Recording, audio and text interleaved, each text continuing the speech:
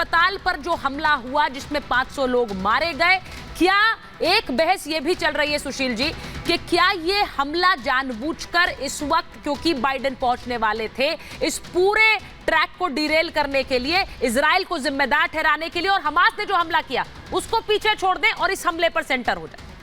आपने बिल्कुल ठीक कहा, बहुत सारी बातें इसमें एक साथ सॉल्व होती हैं, लेकिन एक बड़ी बात जिससे हम लोगों को ध्यान नहीं हटाना चाहिए वो ये है कि जब भी इजराइल में फिलिस्तीन को लेकर या इस तरह की संगीन अपराधों को लेकर झगड़ा मचता है तो दुनिया के सभ्य देश ये कोशिश करते हैं कि दुनिया में मजहबी आधार पर ध्रुवीकरण ना हो।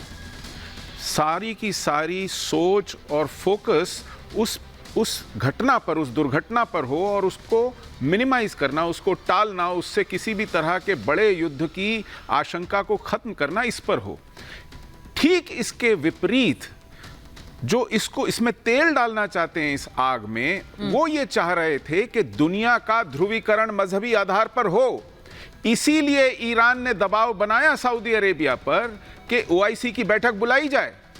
इसीलिए एक ऐसी घटना की गई जिससे कि दुनिया के इस्लामी देशों की सड़कों पर लोग निकलें, वहां की जनता एक ऐसा दबाव बनाए अपनी अपनी सरकार पर कि एक ध्रुवीकरण होता दिखाई पड़े। जो संबंध सुधर रहे थे इजराइल के साथ उनको ताक पर रखा जाए और पूरी की पूरी दुनिया इस्लामी और गैर इस्लामी खेमों में बटी हुई दिखाई पड़े। लेकिन अगर जिहाद के पक्ष में इस तरह का ध्रुवीकरण भी होता है तो मुझे लगता है कि यह जिहाद की शामत आने का संकेत है और दुनिया कमर कसेगी, दुनिया उस विषय के ऊपर कमर कस के खड़ी होगी और एक बार पूरी की पूरी तरह इस सोच का, इस बीमार मानसिकता का इलाज करेगी।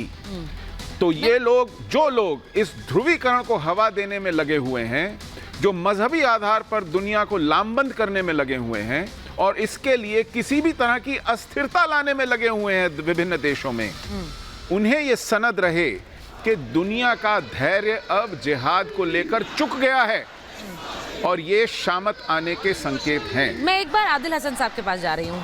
आदिल साहब, जो एक तरह से बात कही गई इजराइल द्वारा कि जिन्होंने हमारे बच्चों को मारा है वही अपने बच्चों को भी मार रहे हैं और वो सबूत देने को तैयार है, वो कह रहे हैं हम पूरी दुनिया को सबूत देंगे हमला हमारा किया गया नहीं है।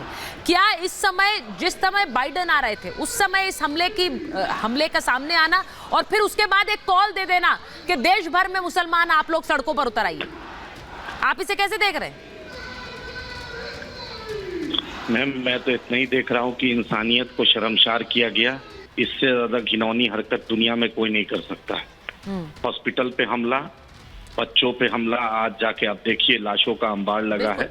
अगर जिसके भी दिल में जरा सा भी इंसानियत है, जिसके घर में भी जरा सा रहम है, अगर जरा सा भी आंख में शर्म है, हया है, तो वो इंसानियत के साथ खड़ा रहेगा। हाँ। जिसने भी किया है उसको कंडेम करेगा और उसमें चेहरा नहीं चमकाएगा और उसमें इंसानियत की और हक की बात करेगा। ये जो हुआ है हमला, इससे बड़ा घिनौना हमला दुनिया में कभी नहीं हो सकता है। और उम्मीद करते हैं कि वर्ल्ड देश, पूरा दुनिया इसकी मजम्मत करेगा और दुनिया इस चीज को जानेगा कि जो इजराइल दुनिया मजम्मत कर रही है, इस तरह के हमले को कोई सही नहीं ठहराता है। जब हम एक तरफ कह रहे हैं कि भाई हमास ने जो हमला किया इजराइल पर वो कितना क्रूर और बर्बर था, तो दूसरी तरफ गाजा में जब बच्चों की तस्वीरें आती हैं वहां पर जो हुआ वो भी दिल कपा देने वाला है। लेकिन मेरा सवाल ये है कि उस हमले को, जब इजराइल का ये कहना है कि ये हमला उन्हीं ने किया है जो चाहते हैं कि यहाँ पर आग लगी रहे, ये हमास और ये इस्लामिक जिहाद जैसे संगठन अपनों के सगे नहीं है, यही तो अपने बच्चों पर, बच्चों की कब्र पर आगे की भविष्य देख रहे हैं अपना। सुचरिता जी, मैं इसमें एक बात जोड़ दूं, आपसे पूरी तरह सहमत हूं। हमास ने जब 7 अक्टूबर को इजराइल में बर्बरता की थी, तब इंसानियत को शर्मसार होते देखने वाली आंखें कहां चली गई थी?